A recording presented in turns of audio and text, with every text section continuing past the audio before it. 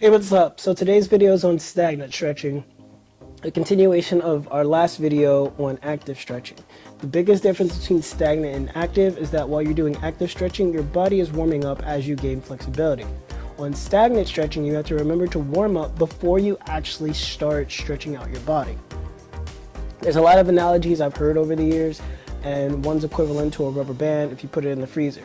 If you put a rubber band in the freezer and you just pull, it'll snap. But now if you put it in the freezer, it freezes over a little bit and you just slowly start to stretch it out. It's able to gain the elasticity that it had before. Same thing with your body, with your muscles and your ligaments. Always warm yourself up before you ever try to just do anything. Now, I don't want to make this video any longer than it needs to be, so let's dive into the lesson and I'll see you at the end. So one thing you can do is you'll start sitting. And for most of these stretches, all you really need is enough space to lay down. That's it. Okay. Now, one thing I like to do when I start out my day is I'll just start to wiggle my legs, because you really do want to focus in on your hands, hamstrings, your calf muscles, your hip flexors, and your groin muscles. Especially when it comes to the legs, those are the major points. There's other points, but when it comes to being active, those are the major points. You want to make sure that you don't pull a muscle or you don't strain a muscle. Once you shake out your legs, you then put your fingertips, your hands down, fingertips going toward the same direction you're facing, or you can turn it slightly out. Okay, from right here, what I like to do is I'll bend my knees in. Now, I am a dancer, so there are moments where I will point my feet. So as I bring my feet in, I then go straight out. I'm gonna do this about 3 times so you can kind of get the gist. Every time you do this, you want to pull in more. So bring your knees closer and closer to your shoulders as much as you possibly can. Okay. After that, you're gonna now work on the hip flexors and rotators. So as you bring it here, turn out, shoot it straight out. Here, turn out, shoot it straight out.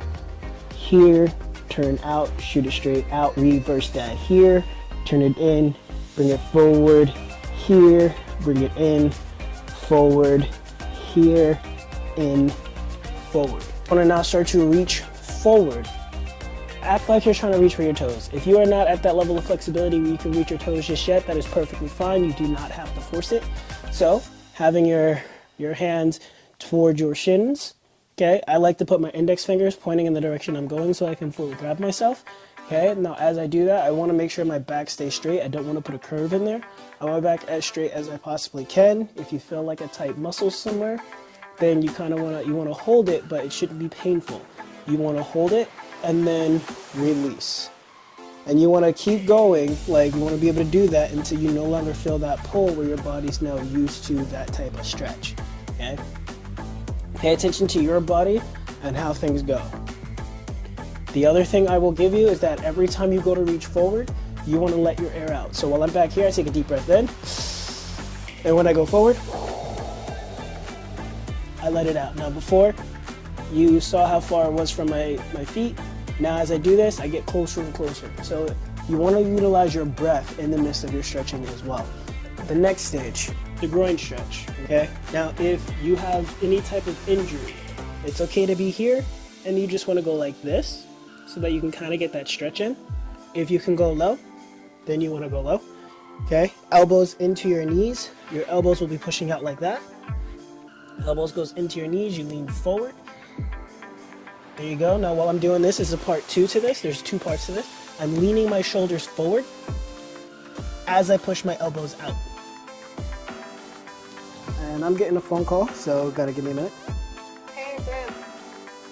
Yes? Have a jumper in the car to start the car? To jump. Not your car, but somebody else's car. So that was the video for today. Unfortunately, Bubbles basically, yeah, we had to end that pretty quickly.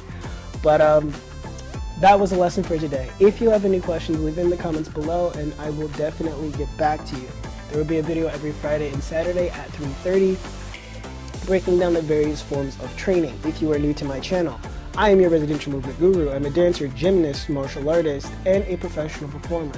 I both use my current and previous experiences in the field to bring you as much as a professional level of education within controlling yourself as I possibly can. And I want to make sure that I help you as an athlete, you as a coach, or you as an individual seeking to better themselves to achieve their goal. Stay blessed, stay safe, and continue to train because there's more to come. I'll see you when I see you.